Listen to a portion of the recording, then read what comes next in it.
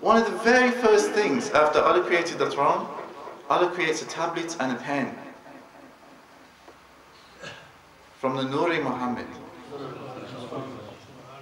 It's symbolic of learning.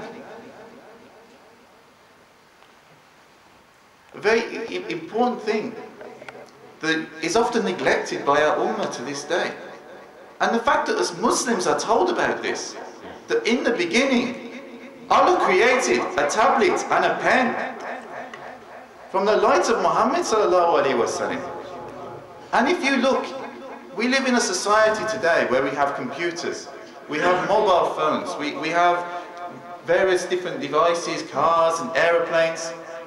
It would be impossible to create any of these things without science. And science a lot of it is based upon mathematics. And who pioneered the very early sciences and mathematics which now all of this is dependent upon? It was the Muslims. If you look back in history, in the 13th century, the Muslims were the leaders in all of the sciences and technologies. And they established universities. Like we have universities today, but they established the first universities in Europe, in Spain, and later on in the Ottoman Empire.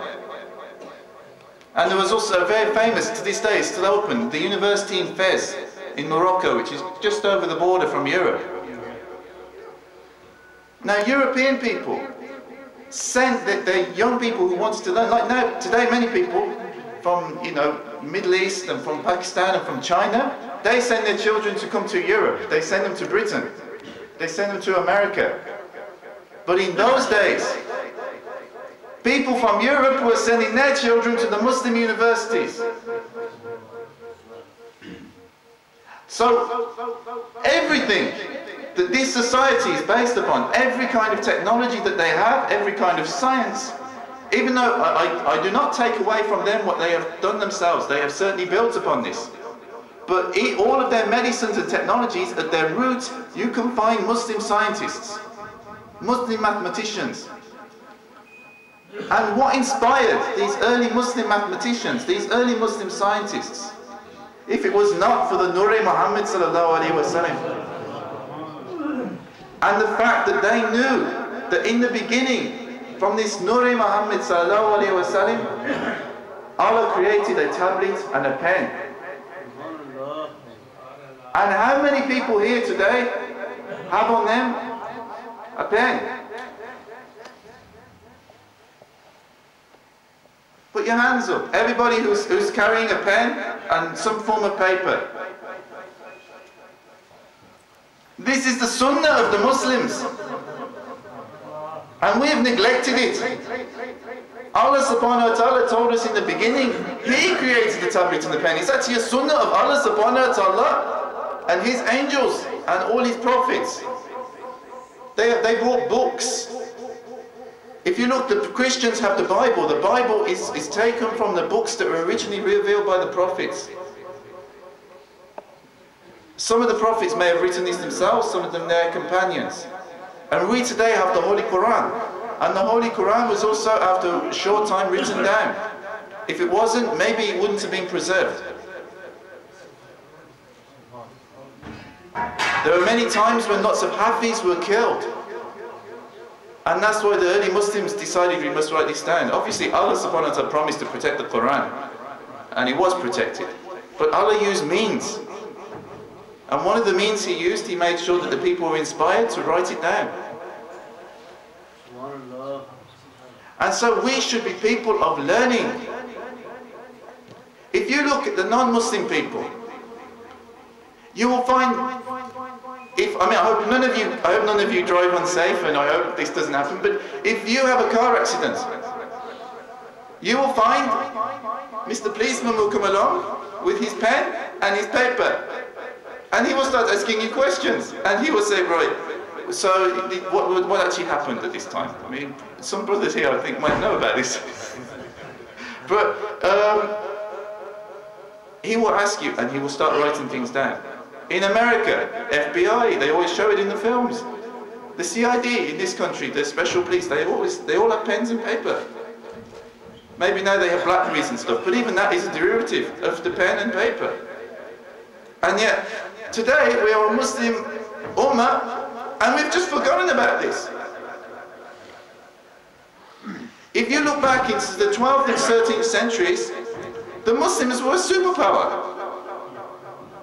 And today we look around and we say, oh, there's many problems in the world. And there are some Muslim people and they start saying, oh, this is because of America or because of Israel, and they're attacking us. What's changed? There's always been external threats. But in the past, the Muslims were powerful. They were powerful not because of military might, they were powerful because of their learning and their faith. And if we were people who were progressive today, people who learned, people who developed our own skills, people who learned the sciences, and people who aspired to achieve great things, we would be great again. Why do some Muslim people look back to a golden age? We could have a golden age right now.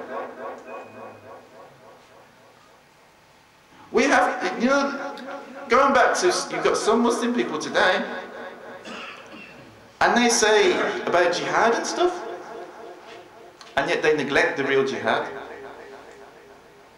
Rasulullah sallallahu alayhi wa sallam says the greatest jihad is against your nafs.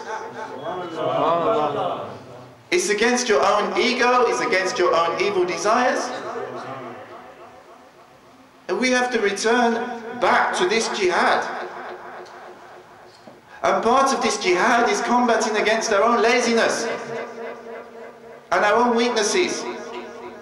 And saying, look, we are not going to just be like whatever, you know, our ancestors were doing. We're not just going to be people who work in factories or people who drive taxis.